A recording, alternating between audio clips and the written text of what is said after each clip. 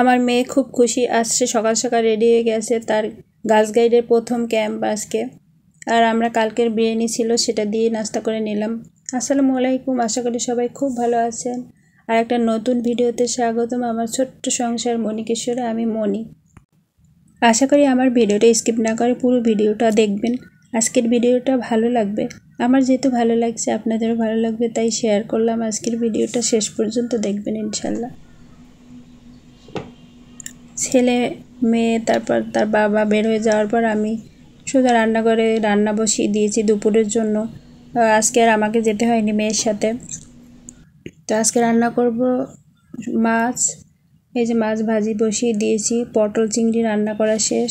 আর rice কুকারে ভাত বসিয়ে দিয়েছি। তো ওই পানি দিয়ে আমি আটাটা মেখে নেব। আর রুটিটা বানাবো রাতের জন্য। তো এখন যেহেতু সময় আছে তাই আমি বানিয়ে ছেঁকে রেখে দেব। আসলে আমরা যারা গৃহিণী আমাদের অনেক কাজ থাকে যেগুলো লিস্ট করে বলা যায় না। তাই ফাঁকে ফাঁকে যে কাজগুলো আমরা পরে করব সেটা একটু সময় পেলে সেটা করে রাখলে আমাদের কাজগুলো অনেক সহজ হয়, তাই না? এই যে আমার রুটি শেখা শেষ। রুটি একটু বেশি করেছি কারণ এটা সকালেও আমাদের হয়ে যাবে, আমাদের না হোক ওর বাবা একা খেতে পারলেও হবে। এই যে আমার রান্না কমপ্লিট। দুপুরের রান্নার পরে আমি একটা নাস্তা বানিয়েছিলাম। এই নাস্তাটা মাশাআল্লাহ অনেক মজার ছিল। আমার ছেলে তো খুবই পছন্দ করেছে। আর এটা রেসিপি যদি দেখতে চান তাহলে আমার পেজে দেয়া আছে, আশা করি দেখে নেবেন। এই যে মেয়েকে তারপর দুপুরে খাবার দিয়ে স্কুলে ছুটি হওয়ার পর কোচিংয়ে গিয়ে ওকে খাবার দিয়ে তারপর আমরা একটু বেড়াতে গেলাম। বেড়াতে বলতে আমার নদীর কাছে যেতে খুব ভালো লাগে। আর আমার বেড়াতে খুবই ভালো লাগে, কিন্তু কোথাও যাওয়া হয় না দূরে কোথাও। আসলে সাধ্য সামর্থ্য দুটোরই দরকার আছে, সময় থাকলেও সামর্থ্য হয় না। এই যা আমাদের মধ্যবিত্ত মানুষের যেই প্রবলেম। তাই আমাদের আশেপাশে যেই জায়গা আছে এখানে যেতে খুব ভালো লাগে। বিশেষ করে আমার নদীর পাড় যেতে খুবই ভালো লাগে। তাই আমরা চলে গেলাম সোজা 30 গোডাউন, যেটা আমাদের একটা প্রাণ। ওখানে গেলে মনে হয় একটু স্বস্তি পাই, তাই দুজনে চলে গেলাম সেখানে। চলুন আমাদের সাথে আপনারাও। এখানে আসতে আমার অনেক ভালো লাগে। তারপর নদীর পাড়ে পা ছড়িয়ে বসে থাকতে খুবই ভালো। নদী বলতে গেলে আমি একটু নদী পাগলই আছি।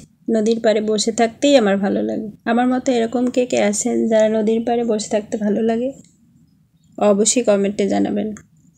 আর এই জায়গাটা আসলে খুব ভালো লাগে, আমার মনটা ভার হয়ে যায়। আমার বাবার কথা মনে পড়ে। আমার বাবাও একজন মুক্তিযোদ্ধা। আর এটা হচ্ছে বরিশালের বদ্ধভূমি। এখানে এসে এবার ভালো লাগছে, দেখলাম যে এটা অরক্ষিত অবস্থায় ছিল, কিন্তু এবার এটাকে একটা ব্যারিকেড দেওয়া হয়েছে। তো ভালো লাগছে দেখে। এই যে নদী, আমাদের কীর্তনখোলা নদী, খুবই সুন্দর দেখতে। এই যে আমরা দুইজনে পা ছড়িয়ে পাড়ে বসে আছি। তার কাজ তার সাথে সাথেই যায়, সে কাজ করছে, আমি নদী দেখছি, তারপরও ভালো লাগছে। মেঘলা ছিল আকাশ, একটু একটু বৃষ্টিও শুরু হয়ে গেছে। পরে বৃষ্টি নেমেছিল হালকা হালকা। তারপরও বসেছিলাম। আমি বলছিলাম যে আজকে বৃষ্টিতে ভিজবো, তারপরেও বসে থাকবো যেহেতু টাইম আছে। মাঝখানে একটু ঝালমুড়ি খেলাম। সে বাইরের খাবার খেতে চায় না, তাকে জোর করে খাইয়েছি। তারপর সন্ধ্যা হয়ে গেছে। এই যে সন্ধ্যা পর্যন্ত বসেছিলাম, তারপর আমরা ওখান থেকে বেরিয়ে আসছি।